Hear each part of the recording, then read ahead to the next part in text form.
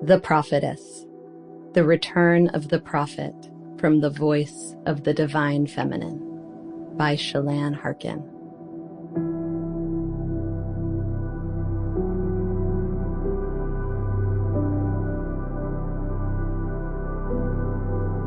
A little while, a moment upon the wind, and another woman shall bear me.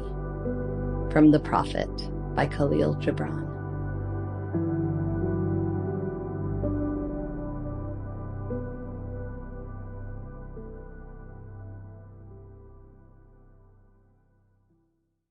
The Adoration, a foreword by Daniel Ladinsky. In listening to the words again in this book this morning, it seemed that the very gifted poet Chelan Harkin is offering the world some revelations of great utility via her words. The impetus behind the movements and thoughts of all creatures is both nourishment and freedom. Freedom from what we don't want to feel, like fear and suffering, and the freedom to embrace, to hold within our eyes or touch some aspects of beauty. And nature can be as wondrously beautiful as it is loving. And helping to satisfy within us this quest for well-being and the desire for fun. What might help you sing and dance more? What might help you to sit more quietly at times? What can make you more generous and kind to others and to yourself? What can encourage and hone your talents, as well as safeguard and empower you? Those are some of the vital aspects, words, of the true teacher, prophet, or prophetess. Those are the words of a real friend. And the creative presentation of such words, the sacred understanding or compassion in them, and their wonderful desire and duty to help a wing on your spirit more unfurl and taste the sky, to taste God. That is what has drawn millions to the work of Kahlil Gibran. That is what has drawn millions for centuries to the poems of Rumi and Hafez, and hopefully now to this significant book by Chelan. The Adoration. Let that be a litmus test of any true teacher of any great literature. How much can they set you upon the holy throne where we are all in line, destined to be crowned, to become so aware of the miracle of existence that once we are, we could be truly satisfied forever with just the astounding movement of our own hand, truly satisfied with anything that ever was or could be or is. We come then to know the magnificent, luminous sovereignty that is the soul of our heart. But often that divine awareness can surely seem a long way off, and even beyond one's imagination. Yet the rivers, all forms, and us are moving toward that radiant ocean of omnipresence. And this is a book that can lead one toward that radiance. I hope you sit with the words in this book and can feel adored and helped.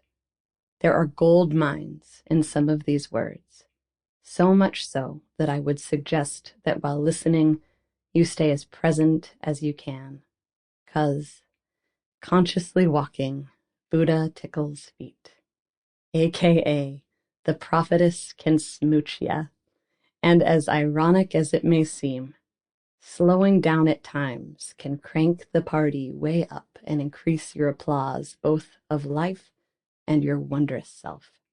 Hey, the Adoration.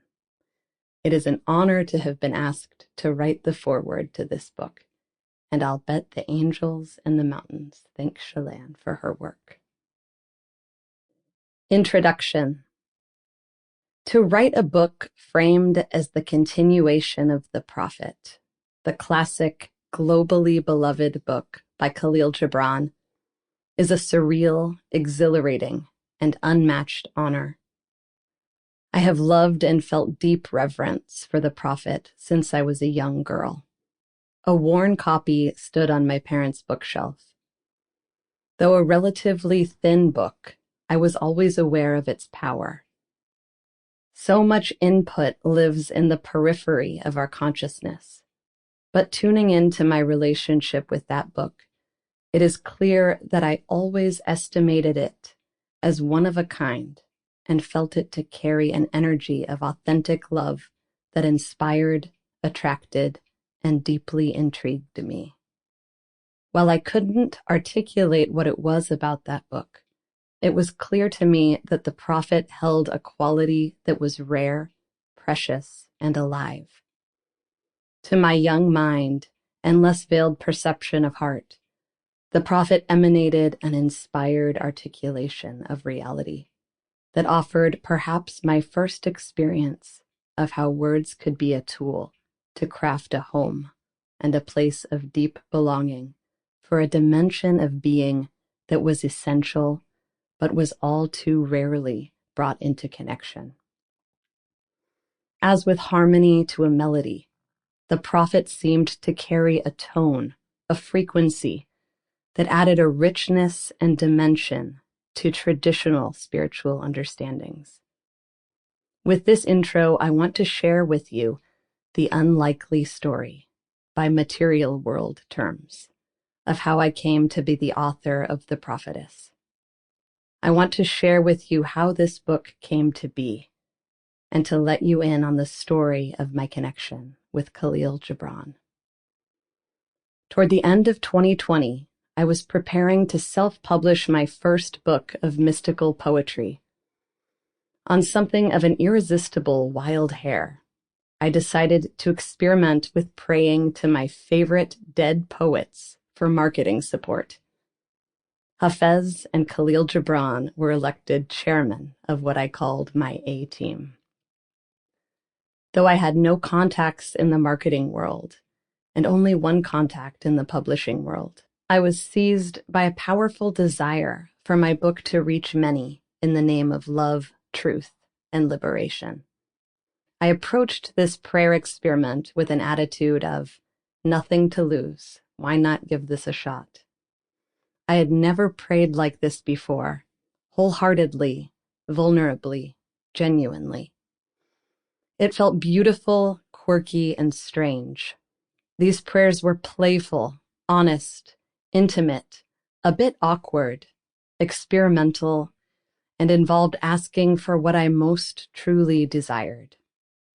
Each night, I would put my small children to bed, make myself a rich cup of hot chocolate, put on some flashy earrings for ceremonial flair, and walk around my block, praying to my dead poets in the sky. Almost as soon as this prayer experiment began, what had previously been a steady flow of poetic inspiration became torrential. I was flooded with inspiration.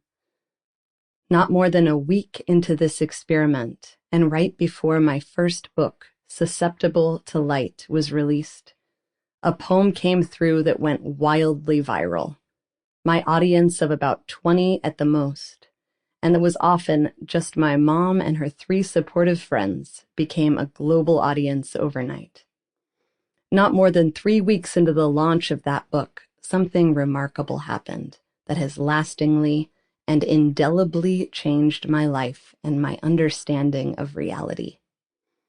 In late December of 2020, I received an email in my inbox from Daniel Ladinsky, the renderer of Hafez poetry, one of the world's most successful living poets and my primary poetic inspiration. He asked me if I knew who he was, and introduced himself as a reclusive poet in Taos who rarely reached out to anyone, but saw my book and felt a strange nudge to reach out to me.